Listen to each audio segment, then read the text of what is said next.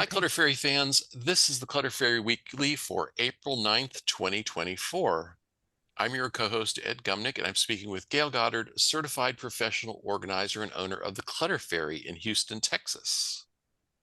Hi, everybody. The Clutter Fairy Weekly is the webcast and podcast that digs deep into the clutter that piles up between you and the life that you want to be living. We explore the habits and the behaviors that lead to clutter, and we suggest strategies to slow the accumulation, reduce the collection, and comfortably manage the stuff we decide to keep.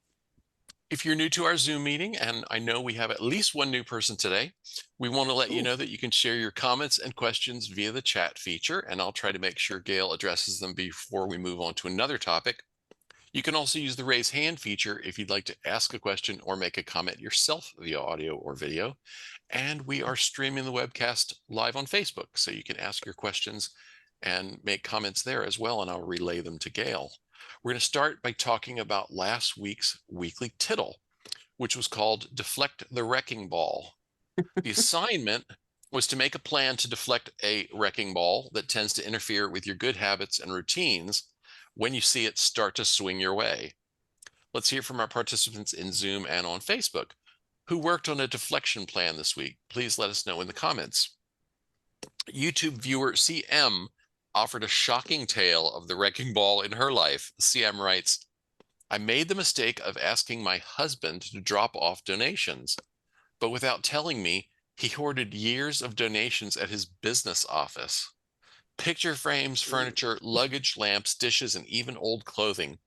Gayle's right. I should have gotten in the car and delivered those donations myself. Lesson learned.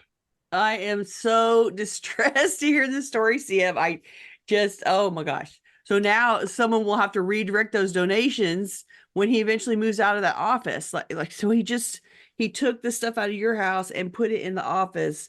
So now it has to be redone. The workload has to happen again. He definitely missed the memo about reducing the workload for anybody that's going to come and help you later.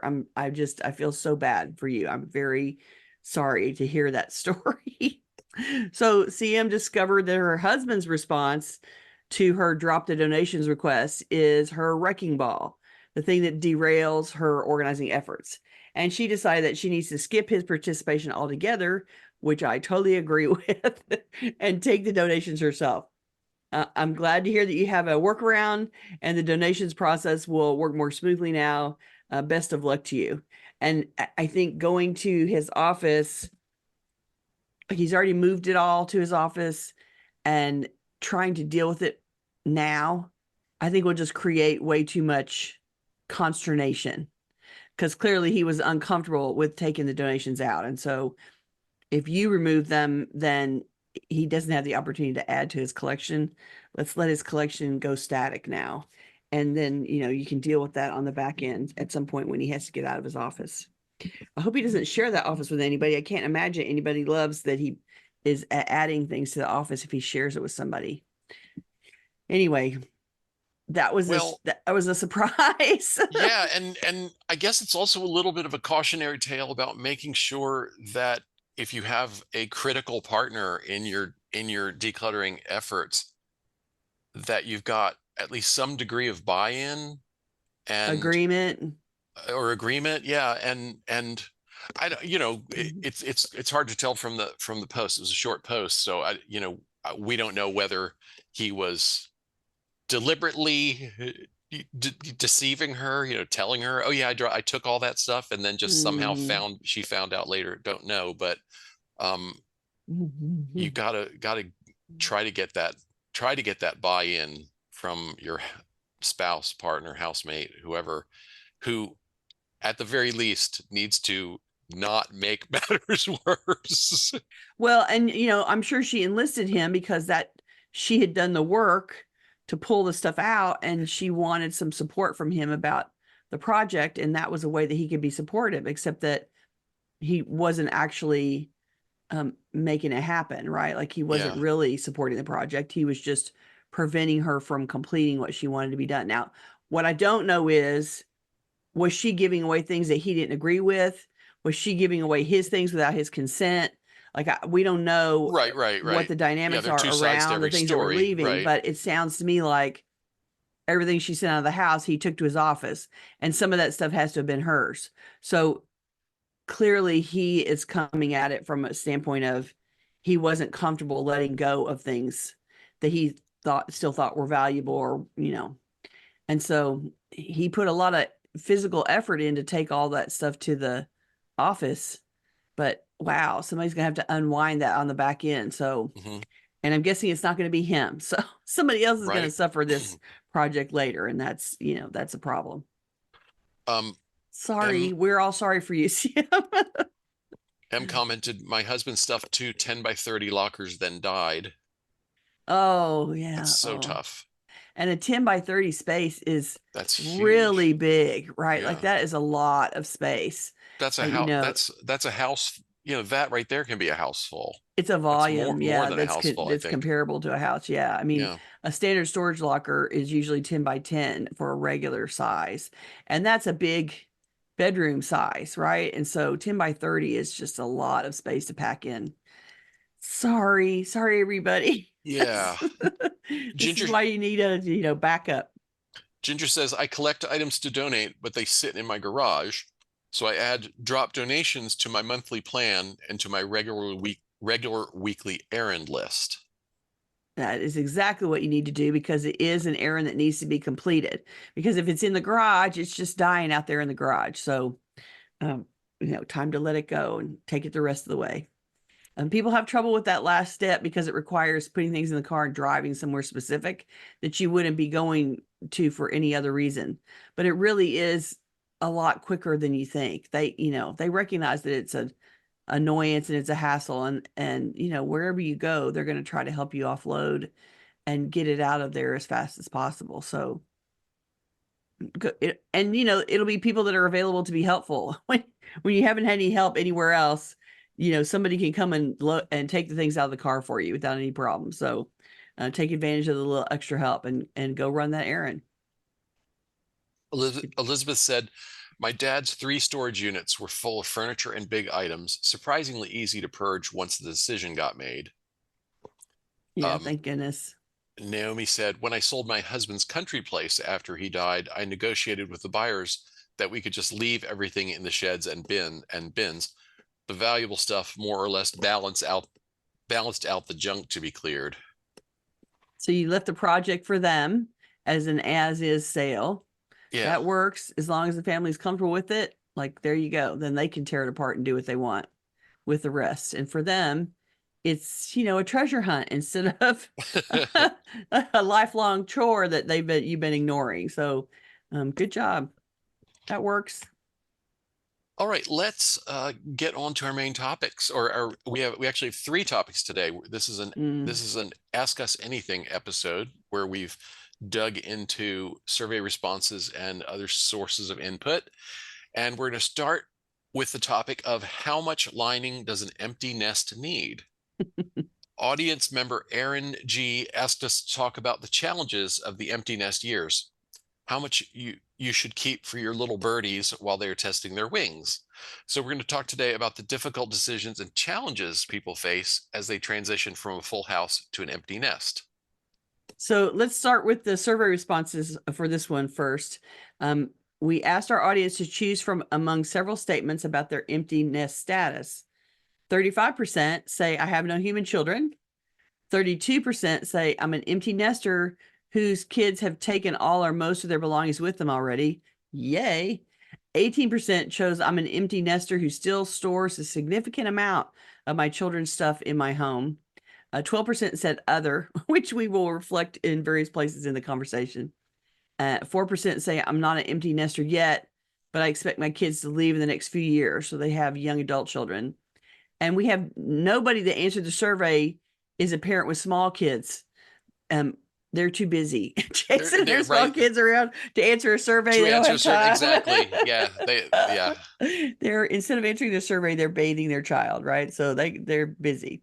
So of this audience, of the survey responders, 67% of you are past this problem because you either don't have kids or the kids are long since gone. The rest of you have some skin in this game. We like to include an other option on our multiple choice questions because it often turns out that there are more categories than the ones that we come up with when we're thinking about the survey. For example, Elizabeth didn't fit into any of the choices we offered because she said this: I was an empty nester for 2 years and both daughters are back home, and I expect them to leave the nest again within the next couple of years. So she had a rebound situation with her daughters. They left home and they came back, and hopefully they're going to leave again. I think all parents dream and hope for their children's successful launch from their childhood home to start their own lives in their own spaces. The truth is, these days, young adults are finding it harder to step into their own lives. It's hard finding a job, and it's expensive to live on your own. Many kids step out from home to start working or go to college, only to find that they can't maintain their life on their own quite yet. So some parents are experiencing those rebound kids that she described, those who leave for a year or two and have to come back to save money or to survive during a job search or to go back to school for a master's degree. Other kids manage to get out on their own, but they're living in small, affordable accommodations, often sharing with a roommate, so they don't have much storage space, usually in the places that they can afford to live. Sometimes the kids are expecting to spend their first 5 or 10 years moving a lot for work or trading jobs quickly as they learn their field or trying out several cities until they find where they prefer to live. From an organizer standpoint, I think parents should think of the first launch as a test run, a temporary vacation from living with your kids. They might be back. At the very least, you might need to keep belongings stored for them for a few years, and so they can afford a place with some storage capacity, or until they settle down somewhere when the thrill of wanderlust and constant job shifting wears off. I was never one of those people. I didn't want to change jobs a whole lot. But even I, when you're young, you take this job for 2 or 3 years and then you go find a different one. You want to earn more money, you want to get a different job title. And so you shift a little bit more early on. I think I moved 5 or 6 times between high school graduation and finally settling down for a while in a house for a long time. Oh, yeah. And the heights, Yeah. right? Yeah, yeah. So Ginger gave this response to the question about her living situation. And she said, before our daughter moved out, she packed all of her leave behind, in air quotes, belongings into a large rubber tote. And we didn't ask her to do that. It was her idea. Great idea. The tote was stored in the bottom of a closet for a few years, and it contained all her trophies and medals, her photo albums, keepsakes like gifts from friends and old boyfriends, souvenirs from trips, etc. All the things that are sort of adorning the walls and the counters in your bedroom when you're in high school. She married, moved out of state, had our first grandchild, and then moved back to our state. And when we went to visit them in their new home, we took the tote to her. And my initial response after reading that was, where she promptly opened it and threw away 3/4 of the contents of the tote. But her story is a great example of what happens with the stuff that a kid left behind. So you should plan to hang on to the kids' personal items they left behind for a bit. But I recommend a total repackaging of those items as soon as they've gone the first time, just like Ginger's daughter did by herself. If your kids don't do it themselves, then I would suggest that you do it for them. Don't leave their bedroom as a shrine to their growing up. Once they leave for their new job or graduate from college, a good first step would be dismantling their bedrooms and boxing up items that were left behind.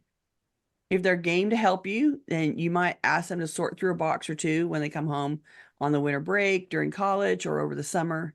Don't expect them to get through all the room's contents in one sitting or even one visit. It's all sentimental for them, and it'll take some time to sort, to filter, and make choices of what to keep.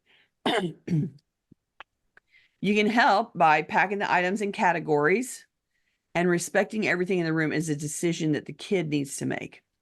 Something that you think is obviously trash may have some sentimental attachment. So don't filter anything, just sort it and box it. This will be their first big experience of letting things go in response to the changes in their lives. And they need to make all those choices themselves. You might also wait a bit before you repurpose their old bedrooms. A college kid will need that bedroom during school breaks until graduation. But a kid that went straight to work hopefully won't need that spare bedroom ever. If you think there's any chance there'll be rebound kids, and I'm just going to pause it here that your own kids, right? You might box all their stuff as a sign that their lives are moving to the next step. You can leave the bedroom set up so that they can stay with you occasionally when they visit, but in a now guest room instead of their room, in air quotes, from their childhood. Box memories and a bedroom that is now guest quarters reflects the changes in their lives. Once you feel they're stable in their adult life, then you can convert the bedroom from the guest room to that craft room you're dying to have, or exercise room, or everybody makes those rooms into a million things. Right. A place to put your exercise equipment and then drape clothing over it. Exactly. Exactly. So it's just a cautionary tale. They leave house, they intend to leave house for good, but they don't realize that it's not quite going to be as easy as they think. And so if you have any feeling that your kid may not be super successful on their own in the beginning, you might want to, keep it as a bedroom, but change its nature. Pull all the stuff and park it in totes in a closet, and let them have those. Like you can say to them, I didn't throw anything away. I just boxed it. It's all here. And so then they can go through it at some point and make those things disappear. And they may not be able to do it, first semester out of the gate when they go to college, or the first job out of the house. So just anticipate that there might be a few years of transition, and then it'll be something that you have to live with for a little while before it completely leaves. Connie wanted to know, Gail, and also me, how much did you leave at parents'? It's a little hard to remember. It's been a while. It's been a while. So I moved out and rented an apartment my first semester of college. I had a roommate, and I never went back. I never went to live in my mother's house again. And I think I didn't leave a bunch of stuff. I took my stuff with. Yeah. I took most of my stuff off with me to college, and there were three younger sisters all queued up wanting a room of their own. And so Right. They're like, I need that my room, room brother. was no longer my room after I left for college. Like And so 36 hours later. when I was back for visits, I was sleeping on a couch or in someone else's room that they'd given up so I could have a place to sleep. And then I think I was only back with mom and dad for a few months in the summer after college graduation before I got a place of my own, and then I think I had taken everything except maybe, you know, my childhood artwork and such. You don't really need Yeah. that stuff in your college dorm room. No. Yeah. No, not really. But I think It's true. when I ultimately, when I got my first real place that was just my own after college, I took all that too, Well, and as I my mother recall. actually moved away Yeah, my parents did too. My parents from, moved, yeah, left Houston when I was in college. mom did too. So she moved when my little sister went off to college in San Antonio. My mother moved to Dallas, and so for a job. And so I'm sure she didn't take anything of mine to Dallas with her. I'm sure that was like, yeah, here's this stuff. I'm out. Ginger says daughter is much like her father, King Chunket. I'll ask her what happened to that stuff, the stuff in the tote. I'll bet much of it was tossed. Yeah. And she says, by the way, I was Queen Keeps a lot. Love those names. King Chunket and Queen Keeps a Lot. That's awesome. Let's go to Anne for a question before we move on to our next topic. Okay. Anne, go ahead. You'll have to unmute yourself and then. Thank you. Hi, Anne. My child has been home several times. He lives in another state. He has only taken things that are small enough to put in his suitcase. I still have two closets full of things that are his that I have no use for, and I'd really like to be able to use those closets. He is married and has children. Do I have the right to throw those things out? I think that I would tell him that you intend to do that, But what if he then says, no, don't? Then tell him that he needs to make arrangements to take it with him. And so I would say box it up and prepare to ship it, and that he needs to pay to ship it. That peeling off a little bit of stuff every trip he visits is not enough for Isn't you, working. and that we just need to move it to him. You don't want to. You can. I mean, I've had people do this project where they go to work on it. They send photos to the kids, and the kids say yes or no based on the photos that they're seeing, what needs to go be shipped to them or what not. But I would say, yeah, okay, you're grown, you're a married man with a child. This is your stuff, and I'm And not he your has a storage house. unit. Yeah, like Yeah. it's time to move the rest of your things to you. And When I so went either back- you're going to take care of it and make it happen. When I went back home to try to reclaim my Lionel train set, it had been sold for a pittance Oh, Oh, well, that's the thing. It's like, without my knowledge and consent. which is why you can't, throw any of his stuff out. You have to ship it to him, and it's gonna be an expensive moving thing. But that's the only way you're gonna be able to keep your, like, he's never gonna take it all out with him in his suitcase. So you're No. gonna have to pay to move it there.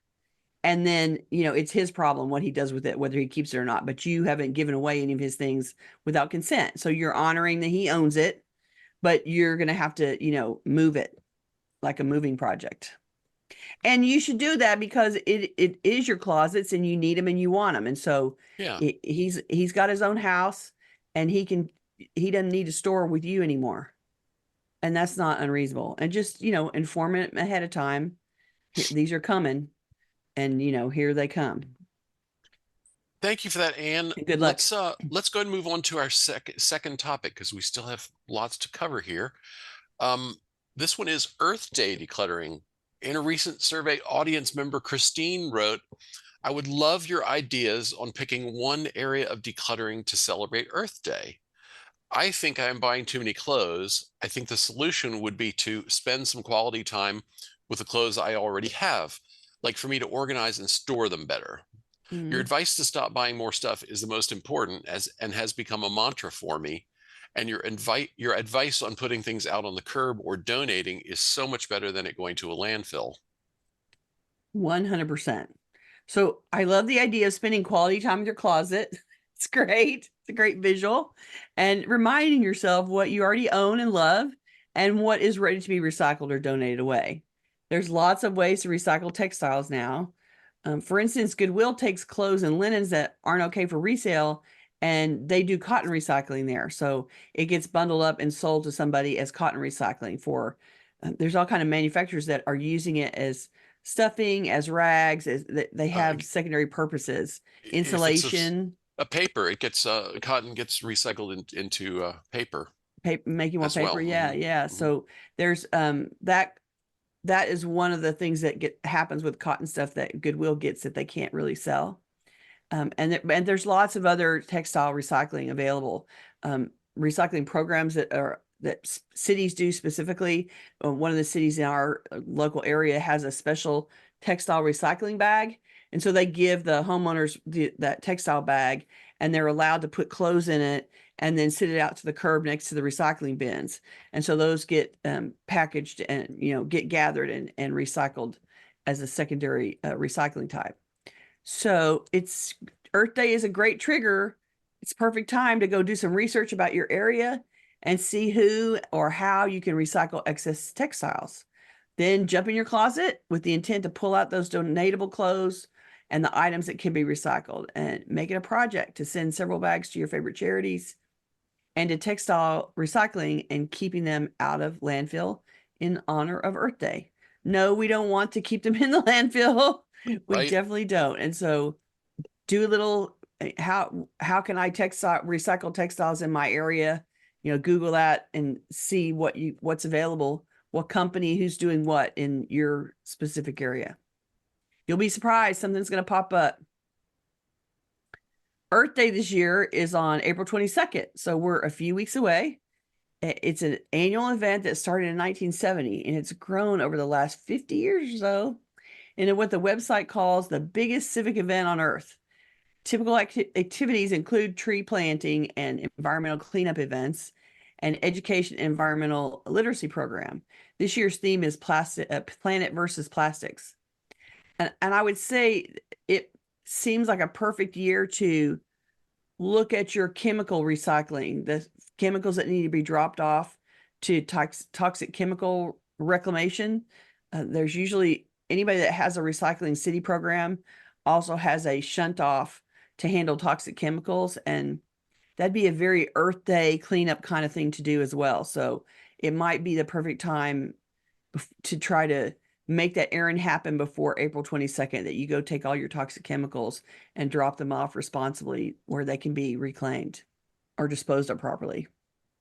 So let's look at some survey responses here. We asked our audience what environmental or social issues most concern you with respect to your efforts to declutter, organize, and maintain your home. And Annie said, I've always been considered a penny pincher, so I use up everything as much as possible. And when we do need to replace something, we try to get a replacement that's environmentally friendly as possible and don't come with packaging that we can't recycle. That's super helpful.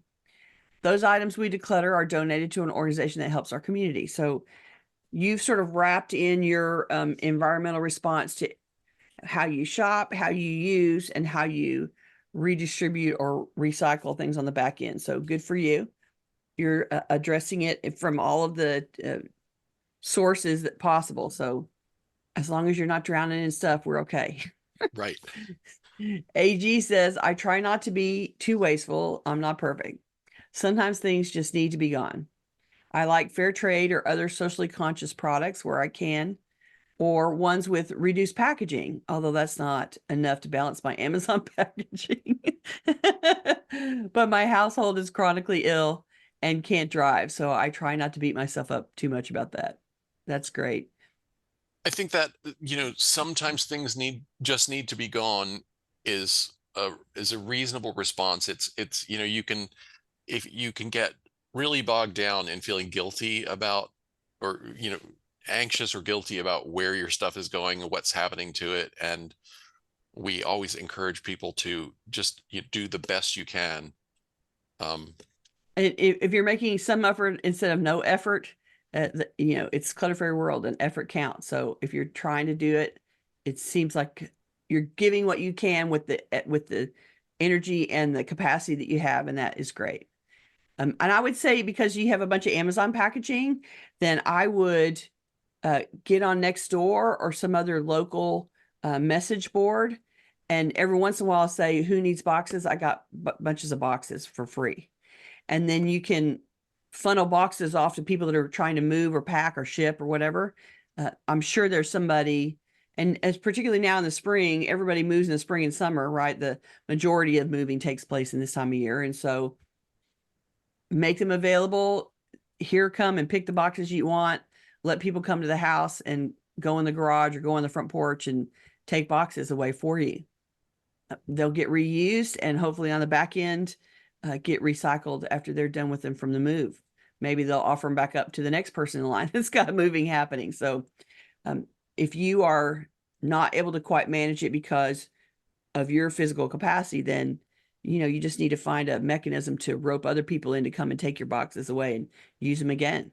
An anonymous responder said, I try not to buy a lot of temporary seasonal stuff, just what I need, which is great. And I think it is a shift in our consumer behavior that we don't go in and buy it just because it's cool or cute or in this season. We buy stuff that we need and then stop there. And that's always, the car is always racing down the road. We always want to be buying more stuff, but the older that you get, the more that stuff becomes an annoyance on the back end. So I want to share another comment, kind of in the same vein, from Selena. She said, so much junk is produced that really shouldn't be purchased and should be boycotted instead. For example, event and holiday decorations or costumes. She says, I'm a profound believer, but the amount of glittery junk in the season just annoys me. Putting right. a big expletive deleted Christmas tree with tons of garbage plastic that people manufactured in sweatshops won't make anyone a better Christian. Sorry. Oh, there you go. And so it's a little more extreme version of what the anonymous respondent said. But yeah, I think taking a hard look at anything temporary, seasonal, short term that you're tempted to buy, and think hard about it. Does Yep. this thing I'm going to put out for 3 weeks really need to take up space in my home and then ultimately a landfill? Well, and to make it and to be a project item that I have to manage and keep up with and store and all that, does it really deserve storage space in my house? Yeah. Yeah. Yeah. Aaron says, I feel guilty throwing things away. We try to buy good quality items, repair rather than replace, and wring out every bit of usefulness. We've been rescuing items for years, planning to use them on our homestead for some creative project or other that we never actually undertake. I don't want to live in a landfill. And Aaron, you are highlighting a really important point. In our efforts to keep stuff out of landfills, we have to be careful that we don't gradually turn our own living and storage spaces into a landfill instead. If you are just temporarily parking them in your space on the way to the landfill, then you're kind of backing the landfill up into your house. And so rescuing them is probably not the best solution. You might be able to go through your house and look for the things that you thought you were going to use them for something that you're not actually going to use them for. Maybe you can categorize some of those contents and find a better way to donate them. Put a little research, put some of your effort into finding the next place that those can be useful instead of just holding on to them so they don't go out to the garbage, because they will go out to the garbage when you pass away if you haven't tried to reroute them in the meantime. And so I would stop rescuing things and worry about the things that are in your house. And then when you backed out of all of the extra stuff in your house, found a new place for it, whatever you're going to do with it, then I would come up with some categories of things that you feel comfortable being in charge of rescuing and then relocating. I'm going to grab this recycling and then I'm going to put it in the recycle bin. I'm going to bring this item home and I'm going to donate it to the school. I'm going to, like that part of your rescue plan needs to be that you only pick up certain types of things that you have a plan already in place to deal with them. And it isn't pick it up and bring it home. It's pick it up and execute another just redistribution method to put it somewhere that can be reused and not be going in the trash.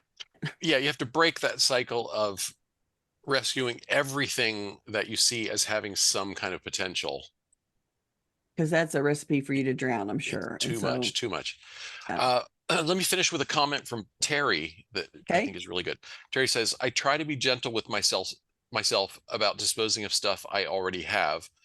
Agree that sometimes things just have to be gone. I agree that my house shouldn't be the landfill, but I also take time to think about what behaviors I can change so I don't end up in this situation again. Exactly. That's exactly right. And it's always, the instinct is, oh my gosh, that can be used. But if that's the end of your thought process, if you stop with that can be used by somebody sometime, then you haven't taken it far enough. You haven't created a workable plan for that item to be actually rerouted. So don't want to rescue everything and, do the best that you can and don't make your house the landfill. Because your kids are going to yell at you when they have to clean out your house after you're gone. All right, I'm going to pause for a special announcement before we go on to our third topic today. And that is, we want to say a special thank you to Christy, PJ, and Julie for becoming our newest Patreon supporters. Thank you so much. If you'd like to help support our efforts with a recurring monthly donation, please visit cfhou.com/Patreon. Your contributions help us offset the costs of producing the weekly webcast and will help us fund new projects that we have in the works. Thank you for your support, Julie, PJ, Christy, and all of our generous underwriters. Thank you so much. We really, really appreciate it. We do this work for free to the public, and there is expenses involved to running this show. So thank you so much for your support of our work. We appreciate you. I have a follow-up question for you before we move on. Okay. Can you clarify For Anne, that was asking about her grown married son's things, who should pay for those things to be shipped to him? I feel like he should pay for his things to be shipped, not the mother. I hope she can find freedom and not guilt in wanting to get his things out of her home. I would prefer for him to pay for it, but I would not prefer to have the project derailed waiting for that. So it depends on it, if they can have a conversation about it and she can say, okay, I want the closets. You have your own house. You need to have your stuff and I'm going to ship it to you. Then are you willing to pay for that? Or maybe you can agree that both of you will pay for it. Like you'll cost share. He can pay part and you can pay part or whatever. Maybe you can hire somebody to fill the U-Haul and drive it to where he is. Like maybe there's some, relative that wants to go visit and can pull a U-Haul to him with his stuff. Like there's probably some cost-effective ways to make it happen, but because shipping a whole lot of stuff is going to be expensive. But I think it's worth it to ask whether he's willing to cover it. And if he gives you a problem, ask the cost split. And if he's not willing to do that, then you're like, okay, I will pay for it, but I'm making it happen because you don't want that who's going to pay for it to shut down the process. Right. Completely. Let's go on to our third topic, which we're calling indoor-outdoor work balance. Audience member Kathy asked us to talk about how to keep indoor declutter momentum going while adding spring outdoor chores to the mix, all while having a full-time job.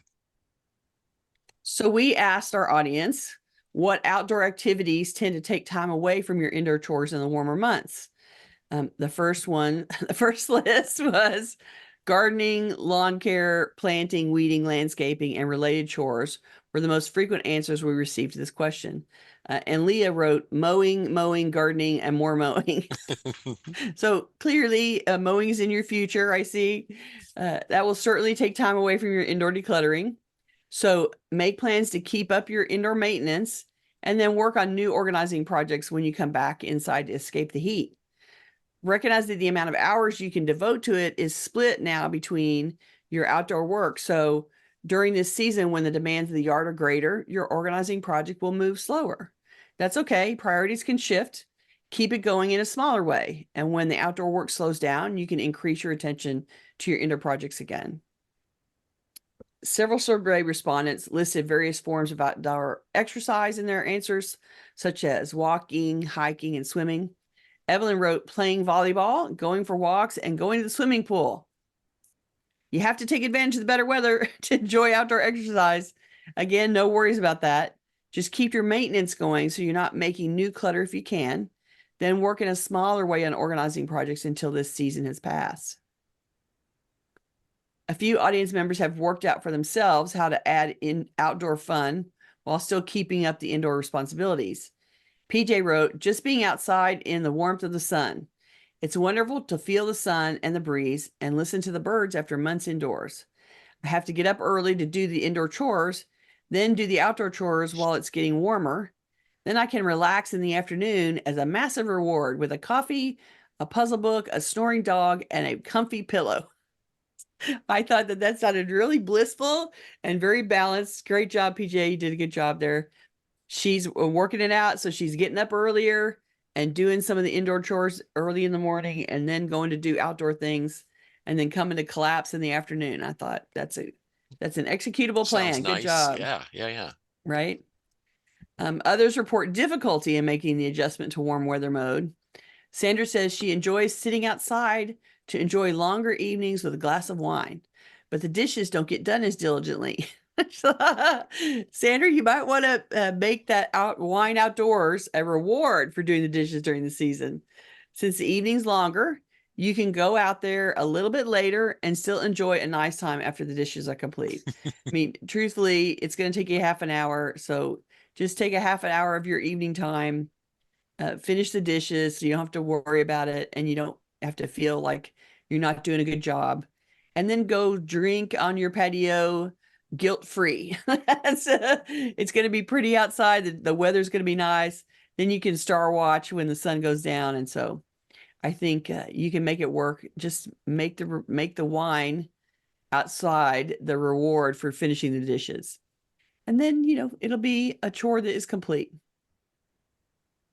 I think this question is mostly about recognizing the finite number of hours in your day and making conscious choices about what to trade off as you add fun outdoor activities to your routine. If the trade-off is doing less organizing and less of the other housework, your home's going to reflect that. So if you're adding a half an hour of gardening to your daily routine, you might need to cut back how much TV you watch or another leisure activity so that your clutter maintenance tasks don't get derailed. Enjoy your fun and sun and aim to keep things from getting worse as a minimum. Clutter will be there when you have more time again, so don't give up completely. Instead, just slow down the organizing work so you don't make your project more of a burden when the weather drives you back indoors again. I wanted to ask you about the NAPO conference. The NAPO conference was in lovely LA this year. We were in Long Beach. It was quite lovely and beautiful and clear, and the temperatures were cool and not like at home at all. It was quite fabulous. And we had a good time. It was a good crowd and really great education happening while we were there. And I need to give a shout out to a fellow organizer who I met accidentally at the summit last week. I sat down at one of the lunch meetings in the main hall. We have a like an annual meeting with all, so everybody comes together. And I was sitting next to a person that had a first timer ribbon on their badge. We have a badge with a bunch of ribbons at the bottom, and she had a first timer ribbon on. She sat next to me to chat for a little bit, and then she said, "You look very familiar." And she looked at my badge and said, "Are you the Clutter Fairy?" Yes, that's me. So it was a very funny moment. And so I'm saying hi to Laura Skorich of Just Focus and Reorganize, who I met in sunny LA by accident. Thanks for watching my channel as an organizer. I'm always honored when I learn that a fellow organizer is following my channel. She specifically mentioned me and Ed playing in the background in her house. So she sent hi to Ed as well. It was lovely to meet you, and thank you so much for watching the channel. It was great surprise to happen at the conference. There's a lot of chatter in the chat about Anne's issue, her son's stuff, and people are kind of coming down on both sides of, he's left it with you for so long, you should just be done with it. And no, you need to be conscientious about making sure that you consult his needs. Linda says, I've paid shipping to make stuff go away to somebody who wants it, and also frequently deliver to someone local. That's, getting rid of stuff to other people, not specific like this.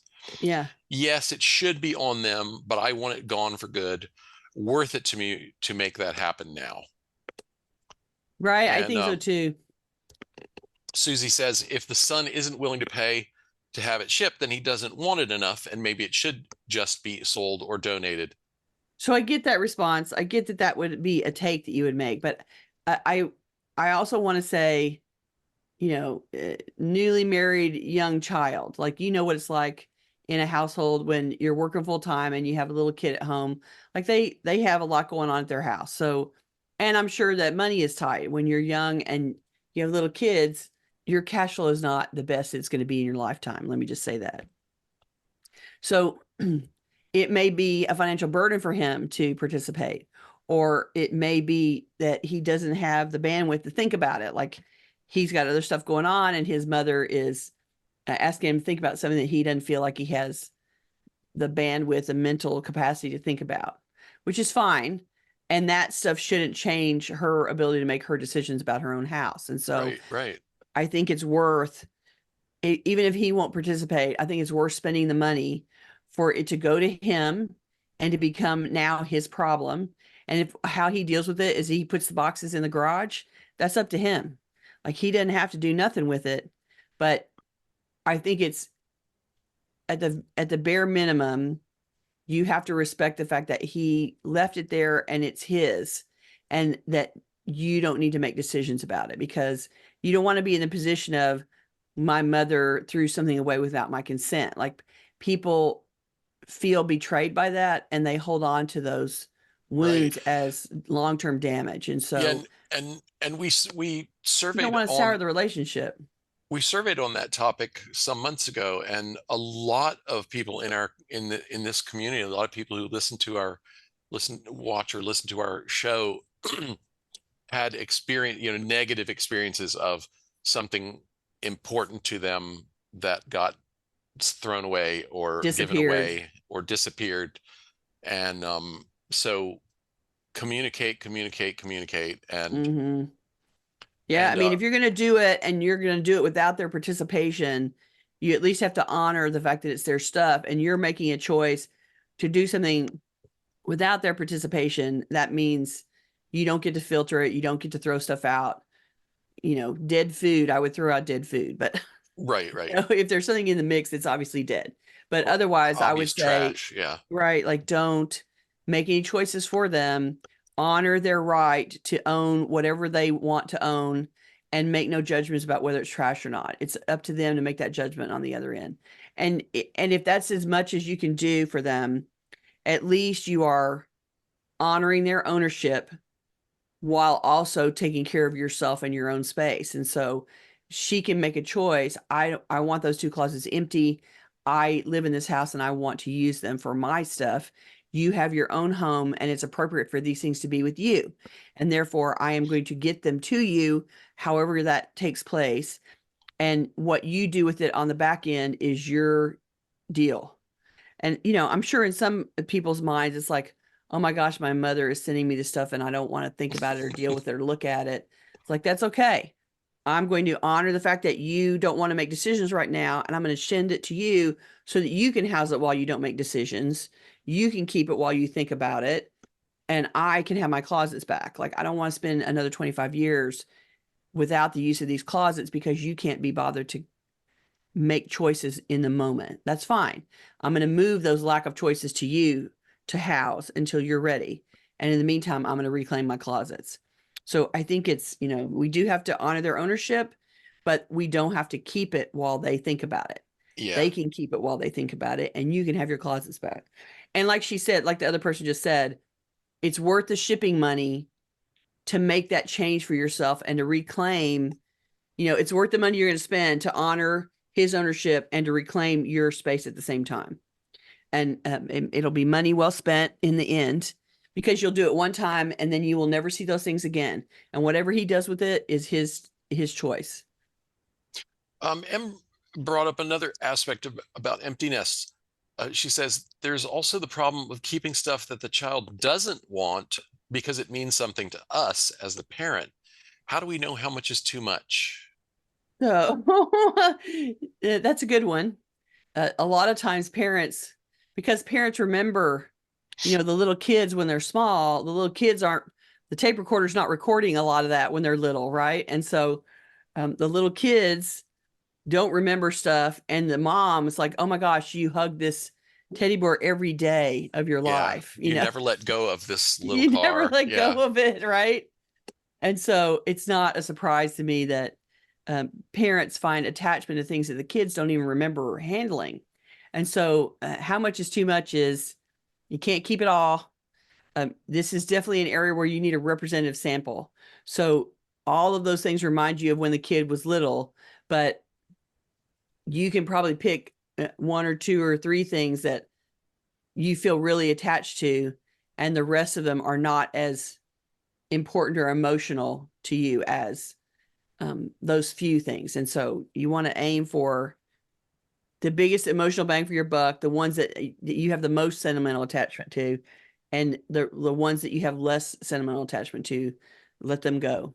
And if you find yourself keeping a whole lot, then, worry about getting out what you can let go of now, and then make a plan to come back for another pass again and to shrink that population as they get older and move along, right? Like pretty soon there's going to be grandkids and then you're going to be keeping all the grandkids stuff. You need to get your kid stuff down to a population that is a right size for you, and hopefully not keep everything. A lot of moms save everything because they think they're going to deal with it later, or the kids are going to want to see it, and they save 100%. And then the kids are completely overwhelmed with how much they sent. Like, talk about making you crazy when your mom ships you, 14 boxes of moving boxes full of stuff from your childhood that you don't even remember. So you definitely need to filter that stuff and keep what you love, let the rest move along. Rowan said shipping the stuff could be considered a gift to him. There you go. And Marcia added, that's a wonderful idea. Reframing your thoughts. You will both feel good then. I really, really like the idea of sending him photographs and asking him what he wants sent first, though. Win, win, win. Right. And that's, I do that with people with the text. Like we take a photo, send a text message. This is in the closet. Or do you want this? Or can I donate it? And, Yeah. 9 times out of 10, the answer is yes, you can donate it. And so then you're seeking permission. They're seeing the actual thing. They're going, oh my gosh, mom, I can't believe you still have that. Let it go.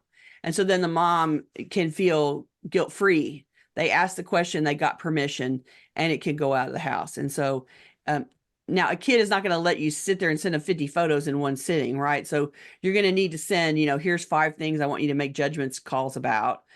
And then, another day come back and here's 10 more or 5 more or whatever. You're going to have to incrementally let them look at stuff.